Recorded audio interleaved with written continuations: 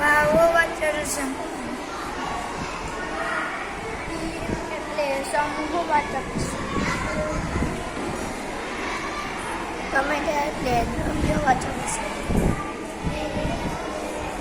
એટલે ભાવવાચક છે.